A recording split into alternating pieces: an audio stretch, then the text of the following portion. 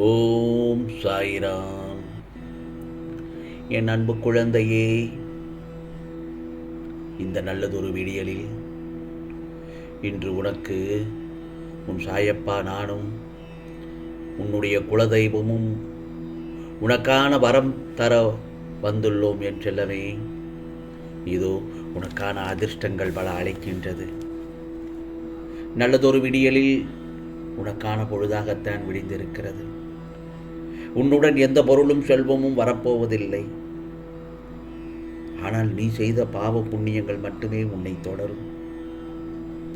என் செல்லமே, இதை அறிந்து நடந்து கொள். ஓர் உண்மையான பாதையை முதலில் தேர்ந்தெடுத்து விடு. இருளை மட்டும் தேடி போய்விடாதே. நிச்சயமாக அதை நான் உனக்கு அறிய வைப்பேன். ஏனென்றால் உனக்குள் இருக்கும் திறமையை அந்த சமயத்தில் நான் உனக்கு உணர்த்துவேன் என் செல்லவே. சத்திய தர்மத்தை மீறி நடக்காதே. ஏனென்றால் நீ துவாரகமாயின் செல்ல குழந்தை. உன்னை ஒதுக்கும் இடத்திலும், ஏன் உன்னை வெறுக்கும் இடத்திலும், உன் வார்த்தைகள் மதிப்பிடாத இடத்திலும் நீ யார் என்று யாருக்கும் நிரூபிக்க தேவையே இல்லை. நீ மனசாட்சிக்கு மட்டும் உண்மையாக இருந்தால் அமைதியுடன் கடந்து செல். இதுவே உனக்கு மிகப்பெரிய நல்லதொரு பதிலை தரும், நல்லதொரு வெற்றியை தரும்.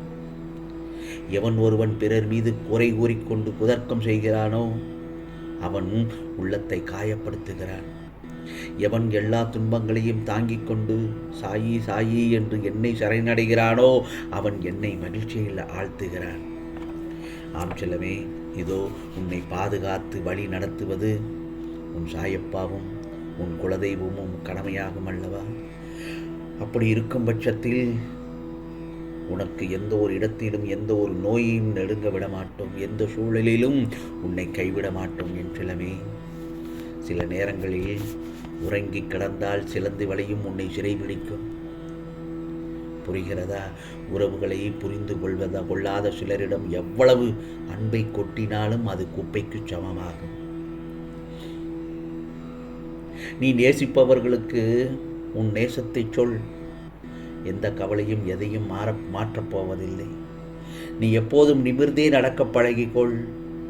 சற்று குனிந்து நடந்தால் இந்த சமூகம் உன் முதுகில் குதிரை ஏறி சவாரியை செய்து விடுவார்கள். மன நிம்மதியுடன் வாழ மாற்றக்கூடியதை மாற்றிவிடு. மாற்ற முடியாததை ஏற்றுக்கொண்டு விடு. உதாசீனங்களை எதிர்க்காமல் ஏற்றுக்கொள். என் செல்லமே, உறவுகள் எப்பொழுதும் இரண்டு வகைதான். அந்த உறவுகள் ஒன்று அன்பை தரும், இன்னொன்று அனுபவத்தை தரும். நாங்கள் சொல்வது சரிதானே என் செல்லமே?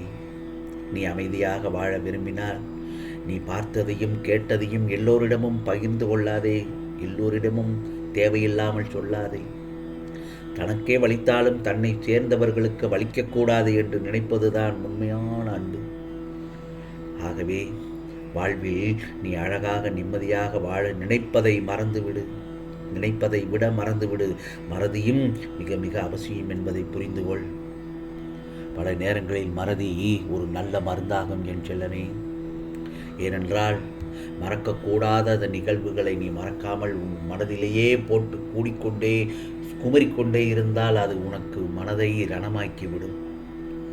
எதிர்மறை சிந்தனைகள் அதிகமாக உருவாகும். நேர்மறை சிந்தனைகள் வேரோடு அழிந்துவிடும். ஆகையால் எதை மறக்க வேண்டுமோ அதை மறந்துவிடு. எதை ஞாபகத்தில் வைத்துக் கொள்ள வேண்டுமோ அதை மட்டும் ஞாபகத்தில் வைத்துக்கொள். ஏனென்றால் உலகம் சின்னது என் செல்லமே. ஏனென்றால் நேற்று பார்த்தவர்கள் சந்தோஷமாக இருக்கிறார்கள் என்று எண்ணிக்கொண்டிருக்கும் பட்சத்தில் நீ மறுநாள் காலை அவரை போல் நீ திரும்பியும் பார்க்கும் பொழுது அவர்கள் நன்றாகத்தானே இருந்தான், அதற்குள் ஏன் இப்படி போய்விட்டார் என்று சொல்லும் அளவிற்கு காலங்களும் நேரங்களும் எல்லாம் மாறிக்கொண்டேதான் இருக்கிறது. ஆகையால் இன்றிருப்போர் நாளை இல்லைதான். இந்த நொடி உனக்கான நொடி. நேற்று நடந்ததை நினைத்து புலம்பினால் ஒன்றுக்கும் வேலைக்காகாது. இந்த நொடி உனக்கான நொடி. இந்த வாழ்க்கையை நல்லதொரு வாழ்க்கையாக வாழ கற்றுக்கொள். அதுதான் உனக்கும் நல்லது, உன்னை சுற்றி இருப்பவர்களுக்கும் நல்லது, உன் குடும்பத்துக்கும் நல்லது. என் செல்லமே, உனக்குள் இருக்கும் திறமைகள் ஒன்றா இரண்டா? முதலில் உனக்குள் என்ன திறமை இருக்கிறது, அந்த திறமையினால் உன் வாழ்க்கை எப்படி பிரகாசமாக போகிறது என்பதை மட்டும் பார். அந்த நல்லதொரு திறமையை வெளிக்கொண்டு வா. அதற்கு நான் உதவி செய்கிறேன். நிச்சயமாக உனக்கு நான் அருள்பாலிப்பேன். எவ்வளவு திறமைகள் இருக்கிறது உன்னிடத்தில். நல்லது ஒரு அறிவுகள் இல்லையா? நல்லது ஒரு திறமைகள் இல்லையா? அந்த திறமை முதலில் வெளிக்கொண்டு வந்து இந்த உலகத்துக்கு காட்டு என் செல்லவே. அதன் மூலம் உன் வெற்றிகளை குவித்து உன் வாழ்க்கையில் முன்னேற கற்றுக்கொள். அடுத்தவர் கண்ணீருக்கு எப்போதும் நீ காரணமாகவும் இருந்துவிடக்கூடாது. அப்படி இருந்தால் நீ செய்த புண்ணியம் கூட பலன் தராமல் போகலாம். செய்த பாவங்கள் ஒருபோதும் தண்டனை தராமல் போகாது. அதுவும் யோசித்து பேசும். ஆகையால் யாரிடத்திலும் பேசுவதற்கு முன் சற்று நிதானமாக யோசித்து பேசும். வார்த்தைகளை கொட்டிவிட்டால் அள்ள முடியாது என் செல்லமே. அதே மாதிரிதான் வார்த்தைகளுக்கும் உயிர் உண்டு. வாழ்வது உயிர்கள் மட்டுமல்ல, வார்த்தைகளும் தான். நான் ஒன்று சொல்லட்டுமா? உன் வீட்டிற்கு அழைத்து உணவு கொடுப்பது விருந்து என்று சொல்லலாம். கேட்பவர்களுக்கு கொடுப்பதோ இலவசம் என்று சொல்லலாம். நீ அவர்கள் இருக்கும் இடம் தேடி சென்று கொடுப்பது தர்மம். அதே சமயத்தில் அவர்கள் முன்ன பின்ன யார் என்றுமே உனக்கு தெரியாது. அப்படி யார் என்று தெரியாமல் கொடுப்பது தான் தானம். புரிகிறதா? தானத்தில் சிறந்தது அன்னதானம். யாருடனும் உன்னை ஒப்பிட்டு பார்த்து விடாதே. அது உன் எல்லையை அவர்கள் தீர்மானித்தது போல ஆகிவிடும். அதே நேரத்தில் அவசரப்பட்டு முடிவு எடுத்தவர்களின் மனது அவசர சிகிச்சையில்தான் உள்ளது என்பதை நன்றாக தெரிந்து கொள். காரணம், பின்வரும் விளைவுகளை பற்றி யோசிக்க மறந்ததால் தான் தொலைந்து போக வேண்டும் என்று நினைப்பவர்களை தேடி நினைக்காதே. அது இருட்டில் தேடப்படும் வெளிச்சம்தான் என் செல்லமே. ஆகவே நான் ஒன்று சொல்லட்டுமா? அன்பு மட்டும்தான் உனக்கு உரித்தான ஒன்று. அன்பு, பாசம். எல்லோரிடத்திலும் அன்பாக பேசு, கனிவாக பேசு, கோபமாக பேசாதே என் செல்லமே. தோல்வி யாருக்கு என்பதில்லை, அனைவரும் கலந்து கொள்ள வேண்டும் என்பதே விளையாட்டின் விதிமுறை. புரிகிறதா? ஆகவே அன்பு, பாசம் மட்டுமே உன் வாழ்க்கையை மீட்டு தரும். ஒருவருக்கு உதவ நினைத்தால் நம்பிக்கை கொடு, இல்லை என்றால் விட்டுவிடு. உதவுவது போல் நடிப்பது மிகப்பெரிய பாவம். புரிகிறதா? ஆகவே அன்பிற்கும் இயங்கும் உறவுகளை அலட்சியப்படுத்தாதே.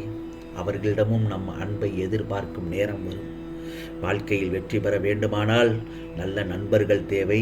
வாழ்நாள் முழுவதும் வெற்றி பெற ஓர் எதிரியாவது தேவை.